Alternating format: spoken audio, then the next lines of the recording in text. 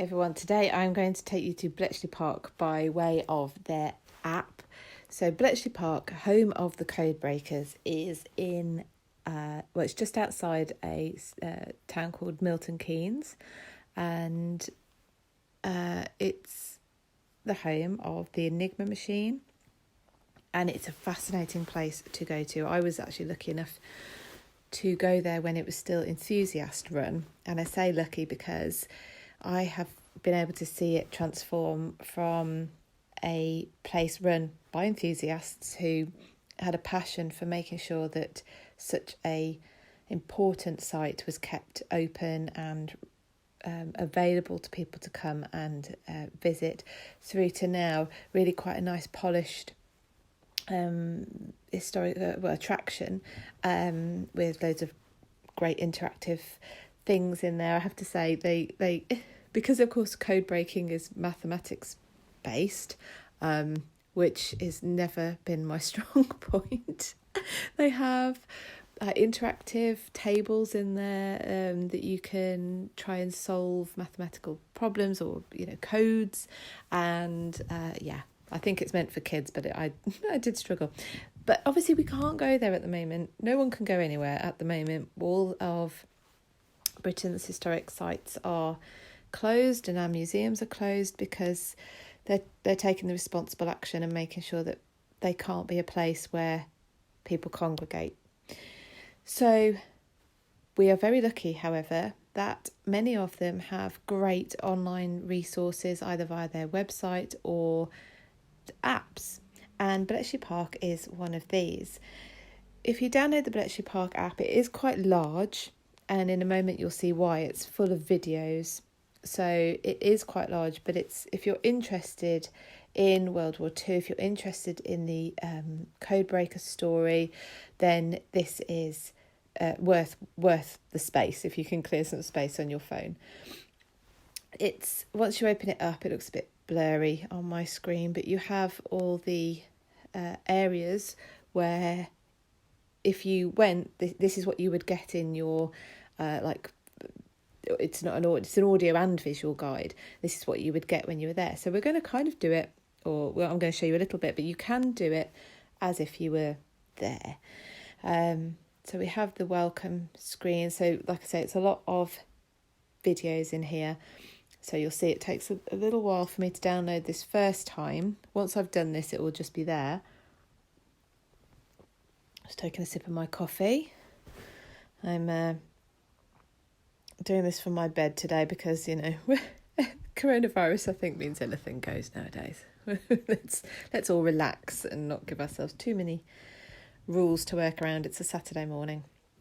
Okay, we're nearly there.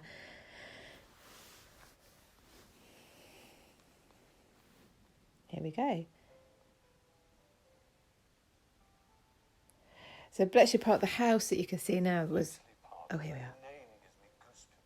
This is hallowed ground to work in the environments where all this happened, where the people breathed, lived, loved, worked, struggled, kept secrets, were heroic, quietly, stoically, was really, really overwhelming. I feel immensely privileged to have been chosen and to have been trusted to do a job like this. They say that what went on at Bletchley Park shortened the war by 2 years. When you think what that would have meant and the cost of lives. I just think the place has got a magic about it. It helped to win that most important war.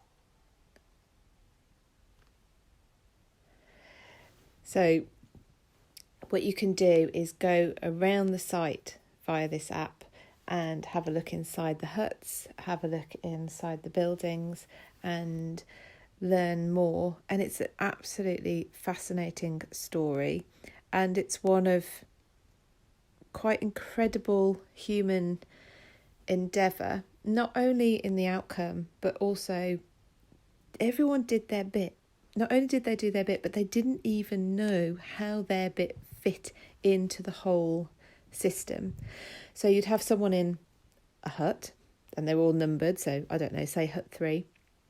They would do their one task, they're one part of this system, not knowing how Hut 6 might use it, or where it went afterwards. I find it incredible in an age now where we want to know everything about everything that we're involved in.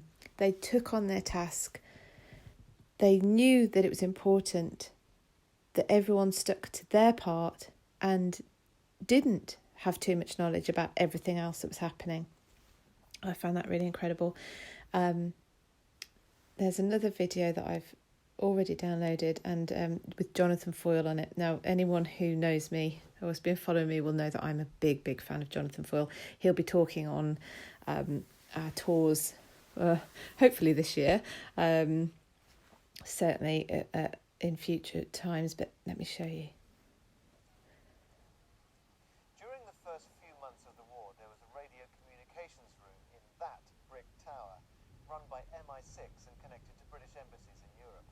Do you want to have a look inside? Well, here we are, inside the radio communications room. Compact. Now, Bletchley Park was called Station X because it was the 10th station that MI6 set up for its operations, and X is, of course, 10 in Roman numerals.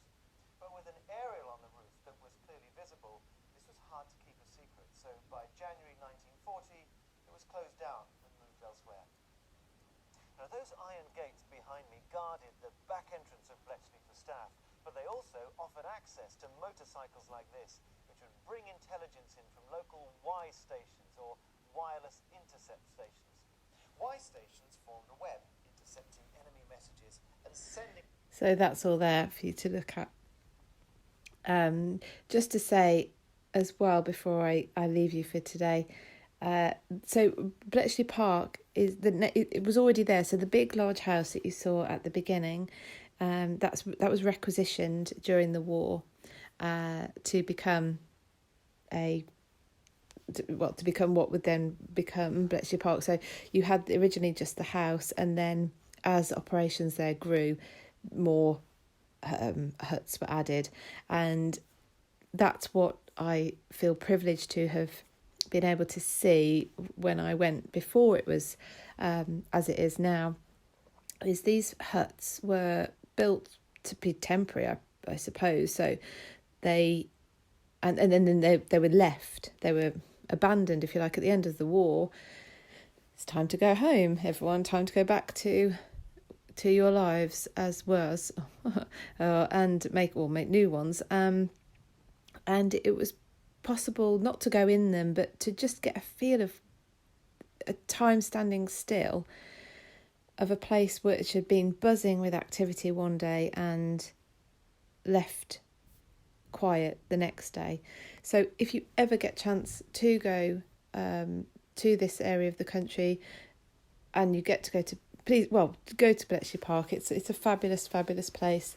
It's fascinating. It's great for children and adults, and also because of the stories are so complex and lengthy there, but it shows how we all came together, different countries, different religions, just everyone working together for the greater good. And I think in times like we're having at the moment with the coronavirus, this is an inspirational story for us all. So I hope you have a fabulous day. Download the app if you're interested in this, and otherwise I will see you all soon, and take care.